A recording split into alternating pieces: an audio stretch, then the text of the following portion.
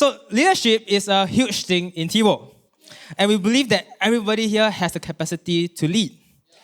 However, one thing that TiVo firmly believes in is that leadership is not a title. So you see, the worst version of leadership today is a title. No, you are a CEO of a company, you are a manager, or you are the CCA head, or you are in a committee, right? You are a class chairperson, you are the prefect, student leader, right? You have a title of a leader, therefore I must follow you. But the irony is that we still have pretty crappy leaders in the world.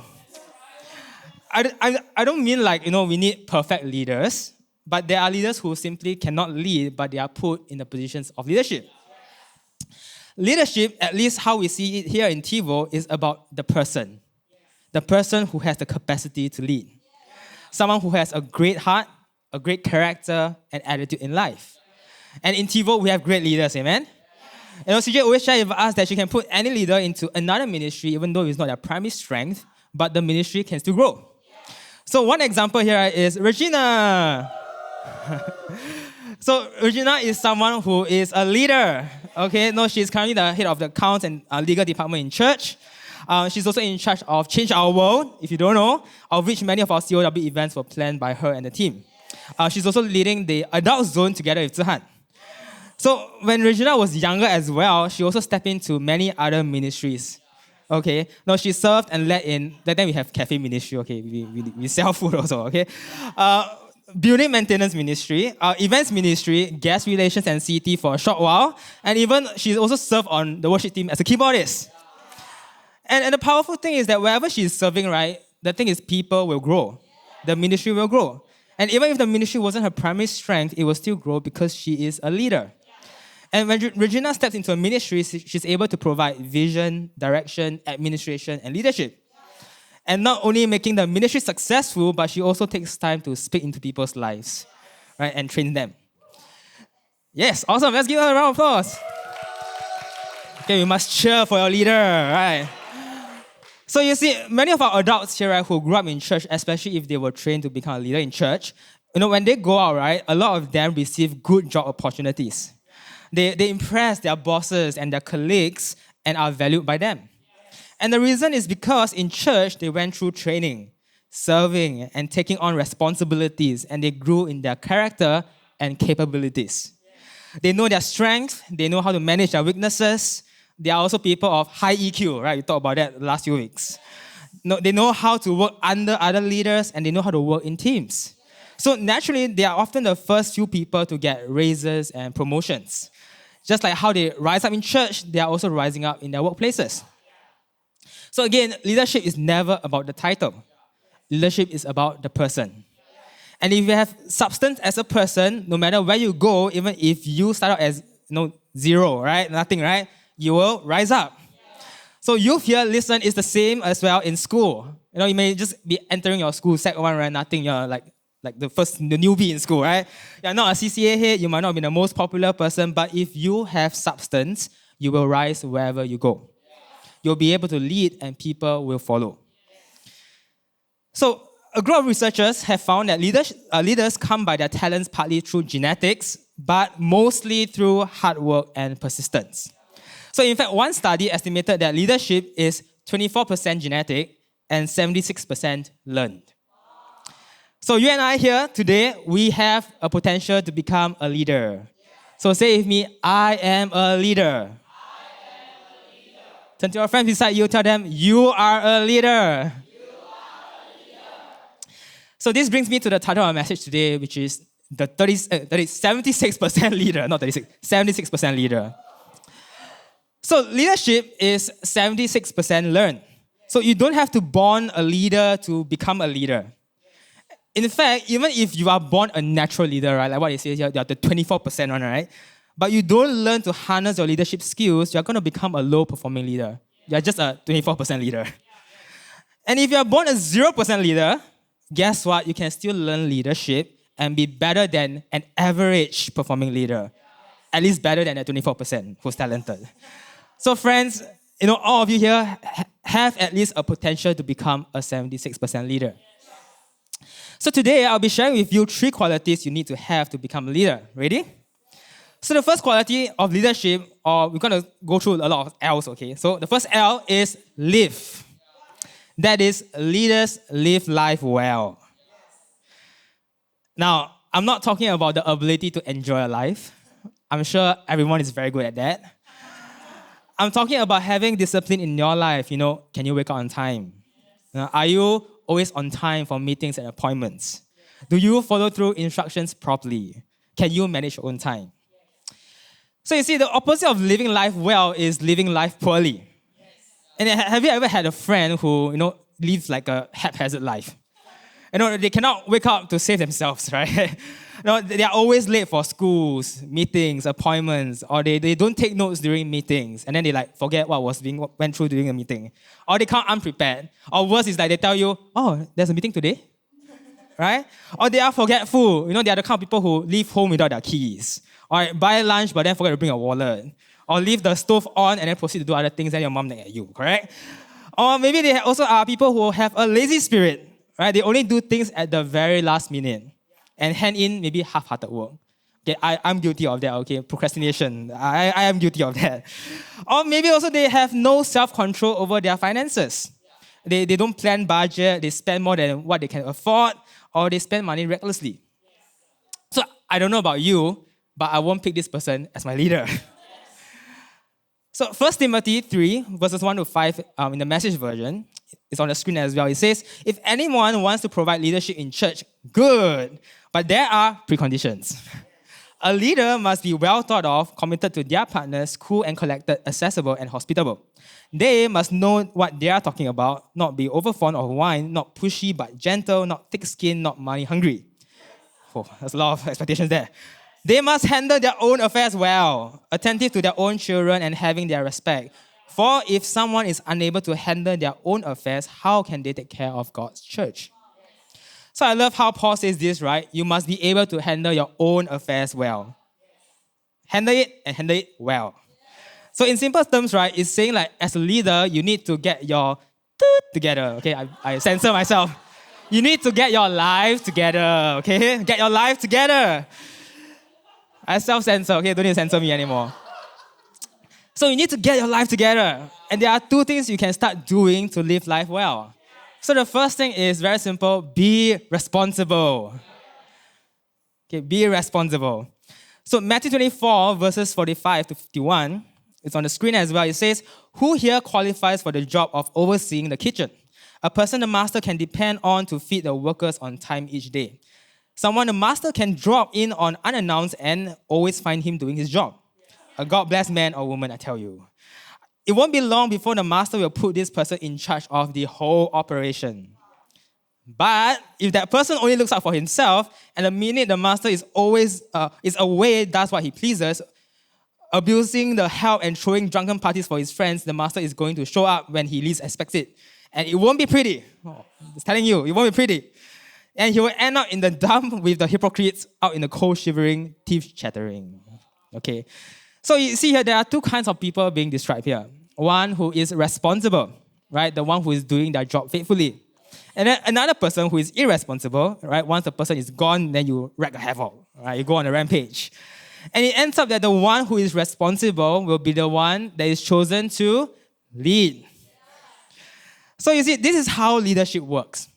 People will follow you when they trust you that you can do your job even when they are not around. Leaders will pick you when they can trust you that you are a responsible person. So in the Bible, the idea of responsibility is often tied to the idea of faithfulness. To be responsible, you need to be faithful. And be faithful with the little things. So Luke 16:10, it says, if you are faithful in little things, you will be faithful in large ones.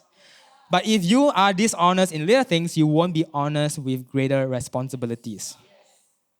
So one of the most responsible youths here right, in TiVo is definitely Ashley. She's at the back. She has the awkward smile. Okay, Ashley. So Ashley is one of our youth leaders, and she recently came in as a volunteer staff as well. So I really love working with Ashley, both in CG and on staff. Now, she is someone that I can trust on to take charge of projects. And she will always do it faithfully, on time, and excellently, and also meet deadlines, right? And at the start of this cycle, right, I met up with all the youth leaders and we set goals for LBF. And for Ashley, she has a goal to know 80 friends by 8 weeks. Okay, sounds a lot. I'm going to break it down. And I told her, if we are going to make this happen, right, every week you need to get to know 10 friends, right? 10 times 8 is 80, which is about 2 every weekday. And what she did catch me by surprise. The very next Monday when we start LBF, she went to North Point, our usual spot, alone to LBF on her own. And for the following few days, she was faithful with it. She just keep going out, keep LBFing, keep meeting new friends. And up to date, we are currently at the end of the 3rd week, right? Ashley has already met 41 new friends. She already passed the halfway mark. Awesome. Now, okay, maybe some of us here say like, because she's super passionate about people, that's why she's like, wow, so on, right? But her faithfulness wasn't only to LBF. She is also someone who is faithful and responsible with her other tasks. So in a CG, she's the person who is always on time to send in her daily updates about people work. On the worship team, she's in charge of preparing the backing tracks every duty.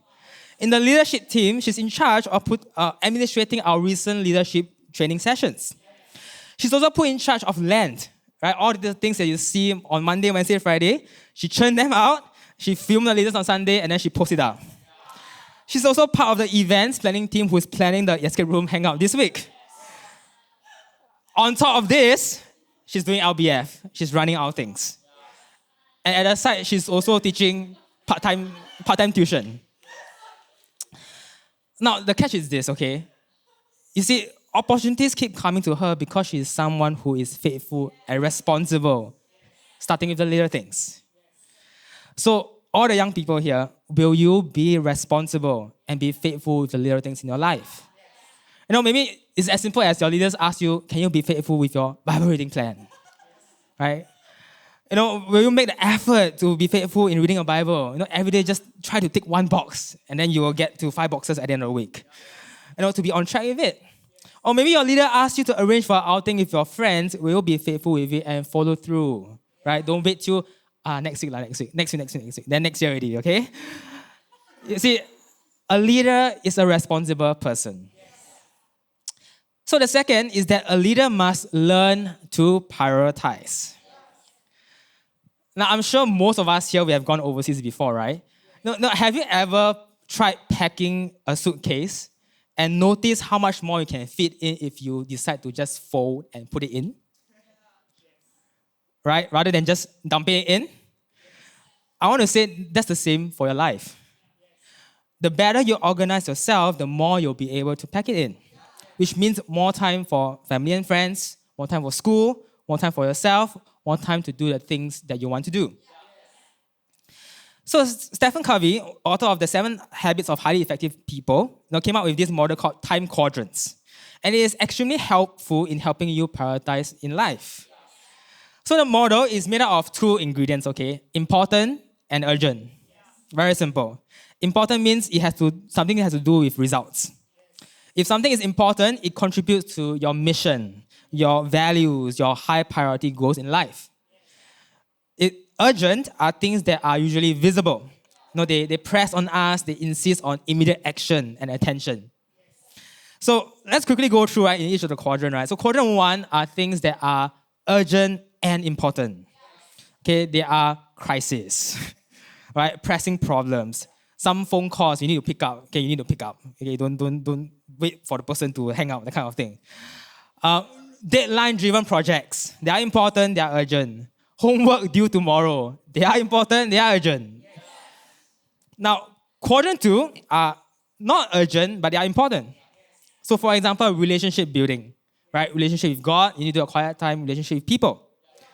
Planning in your life is important. Personal growth is important. Learning, seeking opportunities. Exercising is important. Not urgent, but it's important if you want to live long and well. So that's quadrant 2. So quadrant 3 are things that are urgent, but not so important, right? Interruptions like your friend asking you how you're doing. Hey, spend time with me. Some phone calls are urgent, but not important. Some emails are urgent, not important. Some meetings are urgent, not important. Popular activities are urgent and not important because if you miss that time, you're no longer in trend. Quadrant 4 are the best part, right? Not urgent, not important. The things that we love doing, right? Come on, okay. There are trivial things. Playing games, one ML match. Woo, here, awesome. Scrolling social media, take TikToks, do a few drafts, then throw it away, all right? Taking a nap, it's not urgent and important. Unless you are deprived of sleep, maybe it's important, okay? So in general, we spend our time in different quadrants. So I'm going to start going more in depth in quadrant 1, okay? So things that are both urgent and important. So this deals with significant results that require immediate attention, right? And people usually call this crisis or problems. So people who live solely in quadrant 1 are crisis manager. They are problem-minded people and deadline-driven producers. Okay, sounds good, but not the best, okay? Then as long as you focus on quadrant 1 in your life, things will keep getting bigger and bigger and bigger until it dominates you. So, like Stephen Covey mentioned in his book, he says that it's like a pounding surf. A huge problem comes and knocks you down, right? And you're wiped out. Then you're like, okay, get back up. Then the next thing you know, it's another wave, hit you again. And then it knocks you down and slams you to the ground. So you'll find in life, right, like some people are just constantly, every single day, when you wake up, right, they get beaten down. Like problems. And the only relief they have in escaping is to their happy place called quadrant 4. To the non-urgent, not important activities. So these kind of people, right, if you look into their overall matrix, right, they will spend 90% of their time doing the urgent important, right, like crisis. And then they spend 10% of their time, revert back into quadrant 4, right? And they pay little attention to quadrants 2 and 3. So it says here, results of people who spend most time in quadrant 1 is people who feel often stressed, burnout, you're always managing a crisis, you're always trying to put out fires. Now, let's move on to the next quadrant first. Okay, we skip quadrant 2, we go to quadrant 3. So there are also other people who spend a lot of time in quadrant 3. Okay, urgent but not important, but they are thinking it is in quadrant 1. So they spend most of their time reacting to things that are urgent, assuming that they are also important, right? Phone calls from your friend, right? You thought it was important, but then maybe they just want to, hey, hi, how are you doing, right? Or maybe just, I want to gossip about this person, right?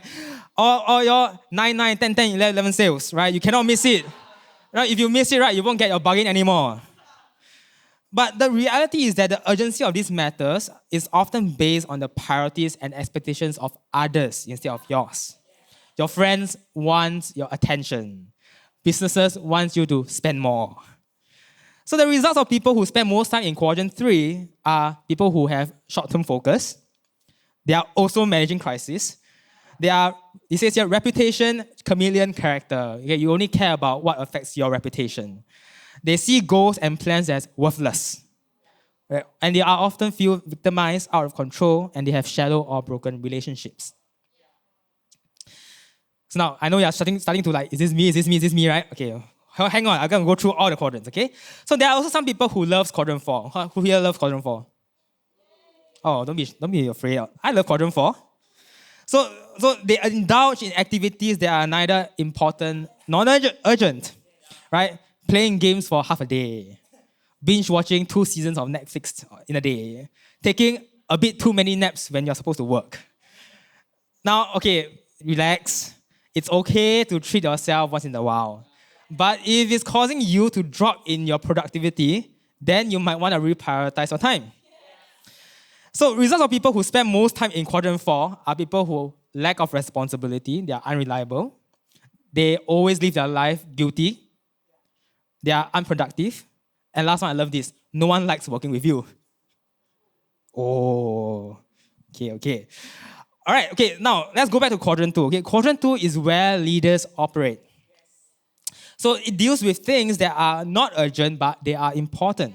It deals with things like building relationships, like I mentioned just now, setting goals and missions, finding your why, long-range planning, exercising, preventive maintenance, preparation, all the good stuff that we need to do, but somehow we don't do it. Because they aren't urgent, right? There's always tomorrow. So now the results of people who spend most time in quadrant 2, they are people who have high productivity. They feel in control of their life. They have good well-being, okay? Physical well-being, mental well-being, emotional well-being. So I know sitting here, you realize that you might fit in too well, right, in all the quadrants except quadrant 2, okay? So now here's what you can do, okay? So if you're in quadrant 1, or you find yourself like, hey, actually that quadrant 1, I relate to it a lot, right? What you can do is to learn to manage. Learn to manage your time here. In life, there are things that are urgent and important. But if you can keep it as little as possible, that'll be awesome, right? And especially if in quadrant 1 is because you procrastinate, okay? If you can do it early and get it done, but then you procrastinate and then now it's in quadrant 1, then it's preventable. So don't let crises and problems take up majority of the time. So now if you're the good, okay, you're in the quadrant 2, you're super high productivity, right? Then learn to focus your time there. This is very important. Now, quadrant 3, learn to avoid. Learn to say no to unimportant things. You don't have to attend to every single thing that is not important or urgent to you. Of course, you have to bear in mind, maybe it might be important for a friend. That is a consideration. Okay, but learn to say no. It's okay to say no. Now, if you're in quadrant 4, learn to limit. Okay, again, don't stop doing these things. It's okay to take some time off, but just do them a little bit less often. Practice self-control in your life. So youth here, listen, prioritize your time. This is like a simple framework, but it takes effort to do it. Don't just learn and then put in your notes and then see you next year, right? So learn to prioritize your times, and there are just 3 simple steps that you can do to do it. So number 1, just start a to-do list. Okay, list down your weekly to-dos. This is the basic. If you want to be a leader, you need to know what you're doing in your life. Start a to-do list. Second, identify which quadrants does these to-dos fall into. And then afterwards, learn to schedule in your priorities from there. Right? Put in the important things first. Things that are in quadrant 2, put it down first. So friends, if you can start prioritizing your life and live for the important things, then you will start living life well. Okay, so a leader must learn how to prioritize their time. So that's the first L, live. Now let's go on to the second L, is number 2, learn. That is, leaders are learners. Come on, say it with me one time. Leaders are learners. So Luke 2:41, it says, each year his parents, this is Jesus' parents, went to Jerusalem for the Passover festival. When he was 12 years old, okay, Jesus was 12 years old, they went up to Jerusalem according to their custom. After the festival was over, they were returning home, but the boy Jesus stayed behind in Jerusalem. His parents didn't know it. Supposing that he was among their band of travelers, they journeyed on for a full day while looking for him among their family and friends. When they didn't find Jesus, they returned to Jerusalem to look for him. After 3 days, they found him in the temple. He was sitting among the teachers, listening to them and putting questions to them. Everyone who heard him was amazed by his understanding and his answers. So you see, Jesus, when he was younger, he was a learner. Now, for many of us here, right, we all had been a student once in our life, correct? Or you are a student now. But there is a difference between a student and a learner. A student waits for their teacher to teach. A learner presses in to others to learn. A student takes a passive approach to learning. A learner takes an active approach to learning. So leaders are learners. Proverbs 18:15, it says, intelligent people are always ready to learn. Their ears are open for knowledge. Now, how many of you want to be intelligent people? Oh, there's only like 3 hands. Okay. It's okay. Everyone here, you can be intelligent, right? So how can we become better learners? The first thing we can do is to read. Leaders learn by reading. So a couple of examples I will give you, right, is Warren Buffett. So he's the chairman and CEO of Berkshire Hathaway, one of the top 3 richest men in the world. And he says that he spends about 5 to 6 hours a day reading at least 5 newspapers and also read through pages and pages of financial documents every single day. And even today, Warren Buffett spends around 80% of his time reading. Now, another person, Oprah Winfrey. Now, Oprah started reading at age of 3. And soon she discovered that there was a whole new world to conquer through reading. And she also says that, books widen her imagination and see the world beyond her own four walls. And that books give her the possibilities to move forward and achieve more in life. So now, let me convince you a little bit, okay? So a few reasons why you should read. Number one, reading elevates our thinking. I think Ting Sai is very excited about this. Reading elevates our thinking. So like what Oprah Winfrey says, reading widens our imaginations and allow us to see the world beyond ourselves. And that's how you grow. The moment when you can challenge your own thinking. And that's why leaders who read have greater wisdom and they mature faster. Because they are constantly elevating their thinking and seeking to improve themselves by reading. The second reason is reading multiplies our experiences. So we always say this, right? YOLO. I know it's like a term in the past, but YOLO. You only live once. But what if I told you that you can experience multiple life experiences in one lifetime? You can do that by reading. You see, reading is the easiest way to see things from other people's point of view. And you may begin to gain additional life experiences from other people and learn from them. So reading is a tool that allows a leader to relate with other people even though their lives might be very different, right? I don't have to be doing what you're doing to relate to you. I can read about someone who has a similar experience to you, then I relate to you. I know it may not be perfect, but it gives me a chance, a greater capacity to lead you more effectively. And number three, reading allows us to spend time with great people. Think about that for a moment, right? So you may not have lunch with, let's say, Warren Buffett or Oprah Winfrey, right? Or Bill Gates or great leaders who have passed on. I mean, unless you join them. But you can spend as much time as you want with them as you read the materials that is written by them. You can go to the end of the chapter, flip back to the start, read again, and then go through their life again, right? And now I just want to sidetrack a little bit. So young people here, you cannot say you love God if you don't read your Bible.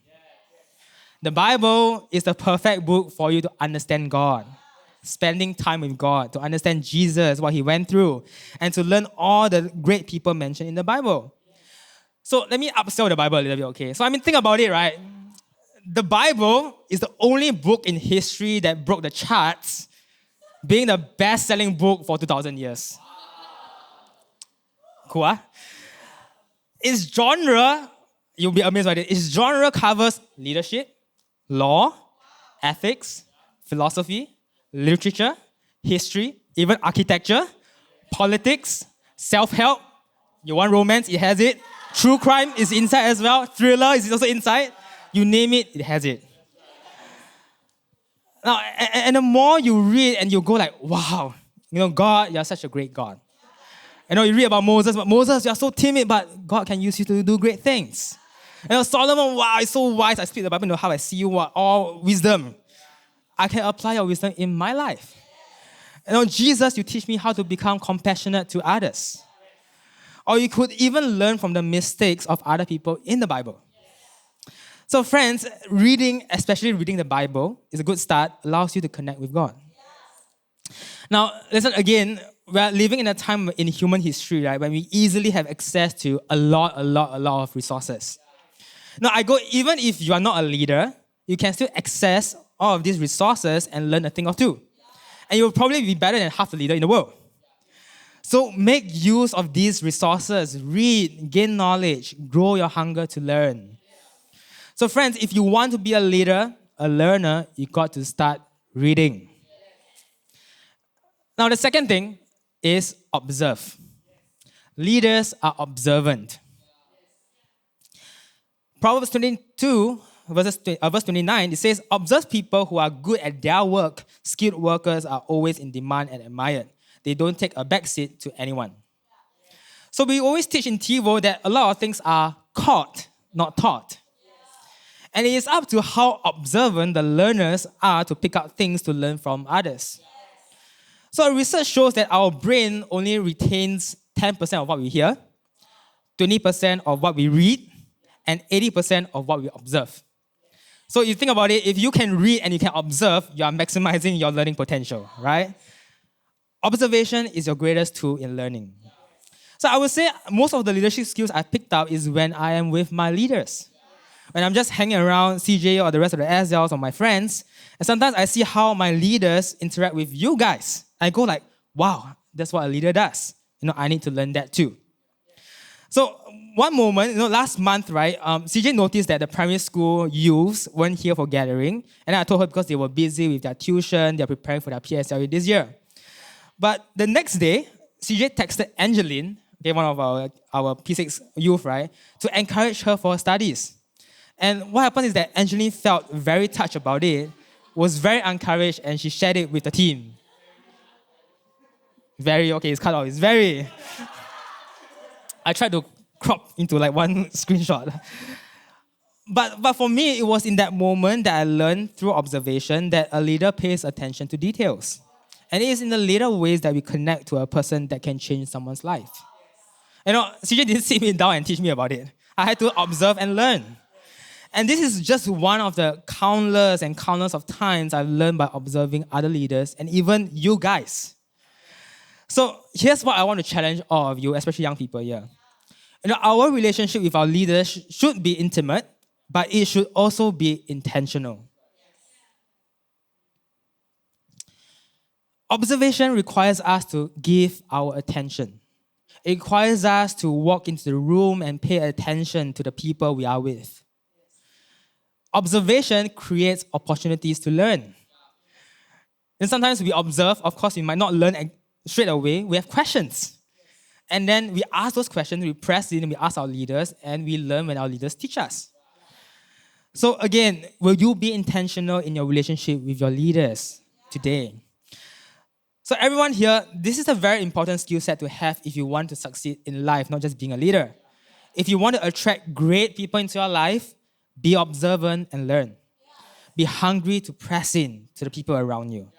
And I would say all of us sitting here, we have the privilege of being led by great leaders here. Don't waste those opportunities. Yes, have fun. I would like to have fun. Build relationships, but also be intentional in learning. Observe, ask, learn. So still with me? So the last L for today is number 3, listen. That is, leaders are great listeners. So the fact is that most people are good at hearing, but they are not good at listening. Let me begin a difference here, right? There's a difference between hearing and listening. To hear means you perceive sounds. To listen requires you to be attentive to what you hear and process that information. So I'm pretty sure all of us has encountered this. Have you ever sat down with someone and hear them talk? Then suddenly your mind starts to wander, thinking about every other thing except the thing that the person is talking about. And then you just right? But you don't actually understand what the person is saying. That is hearing. And very often they'll tell you, hey, are you listening to me?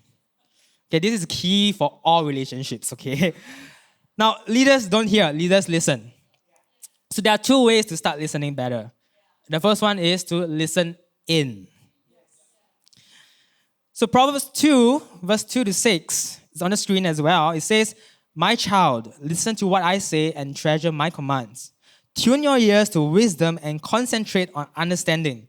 Cry out for insight and ask for understanding. Search for them as you would for silver. Seek them like hidden treasures. Then you will understand what it means to fear the Lord and you will gain knowledge of God. For the Lord grants wisdom. From his mouth come knowledge and understanding. Now, listening in is about giving and receiving. To listen in, we need to first give our attention. Right? Verse 2, it says, tune your ears, concentrate on understanding. So I know we live in a time when our attention is split very thin, right? There are so many things happening in a moment. There's so many sounds happening in a moment. At home, you might be studying, right? You plug in, or do you feel you plug in the music, correct? You put on some nice lo-fi music for study. Then your parents is in the room talking to you. Your siblings is behind you playing mobile games, right? Or maybe some of you have mosquito in your room, all at the same time. Too many things happening at once, right? And growing up in this kind of environment, we are preconditioned to filter out these sounds in our lives to try to concentrate, right? And these sounds that are not important. But some of us, we might be too good at that to the point that we stop giving attention to people around us or when they are talking to us. So, by the way, youth, very, very common. I know AirPods, headphones, very cool. But wearing them when someone is talking to you, no cool. And I know you can say, I can hear my high technology, God can hear, right? But I know that you are not listening because there is something playing in your ear. Or that you are just simply showing that you're not interested in the person talking. You here, don't do that. Show respect to the person talking to you. Even if you're ordering a cup of Starbucks, give attention to the person. So to listen in, we also need to receive, right? We say about giving, now we need to receive what the person is saying. Which means on our part, we need to make an effort to understand, to evaluate, and respond to that piece of information. So studies have concluded that there are actually 5 stages of listening. Ooh, every time I read this, I was stunned. I was like, I'm only at number 2. Okay, so number 1 is receiving. So right, at this stage, we are just hearing the message. Number 2 is understanding. We attempt to learn the meaning of the message. Number 3 is remembering. If you can't remember something that was said, you might not have been listening effectively. Okay? So if in school you're stuck, maybe you're not listening in class. Number 4 is evaluating. Is when you start conducting an analysis and make a judgment on the value of the message. And lastly, responding. It's a stage where you indicate your involvement. You decide to take action or to respond. So our ability to listen in determines how far we go into these stages. And most people, including me, we are either stuck at stage 1 or 2. Right? We hear, or we hear, then we listen, and we understand, okay, done. But then nothing's been done. But the best listeners, especially leaders, can listen in and progress all the way to stage 5. They can listen in and can give the right response. So Matthew 13:23 says, the seed that fell on good soil represents those who hear and understand God's word and produce a harvest of 30, 60, or even 100 times as much as been planted. So listening in is like what it says here. You hear and you understand and you'll be able to produce a harvest of 30, 60, 100. So everyone here, give your attention to the people around you. Listen in, allow those words to sit in. Don't be too quick to speak. Evaluate and then act on it. So a leader needs to listen in to be effective in leading. Last but not least, number 2, listen out. A leader must also have the ability to listen out. So listening out is the ability to pay attention to your surrounding and knowing who or what to focus on and listen to. So one of my favorite sports is soccer. Why I love it so much, more than just the sport itself, is the atmosphere, in the stadium, right? When everyone is like cheering for your favorite team. So last year, one of my favorite soccer team, Liverpool, came to Singapore for their preseason and went to catch them live at the Sports Hub. It's a bit blurred because I took panorama. And it was the first time I saw the stadium, our national stadium, packed with like 50,000 people, okay? So everyone was excited. They were all shouting, fan cheers, cheering non-stop for 90 minutes. I've been there, and I tell you, it was really, really loud. You can't even hear the person beside you talking. But when I look at the players on the field, I go, how are they able to hear their managers giving instructions from the touchline? How are they able to hear their team captain, who's like half the field away, shouting, pass the ball, right? But yet, all the players can recognize those familiar voices and they are able to play the pass when someone calls for it. And here's what I think. The players have the ability to listen out. They are aware of the space they are in and they are focused on the voices that need to be heard. And that's how, we have a team of 11 players able to each play their part to lead the game, to give instructions, to ask for a pass, to tell the other teammates to shoot or run. So friends, a leader must have the ability to listen out. Leaders need to listen out to what's happening around them.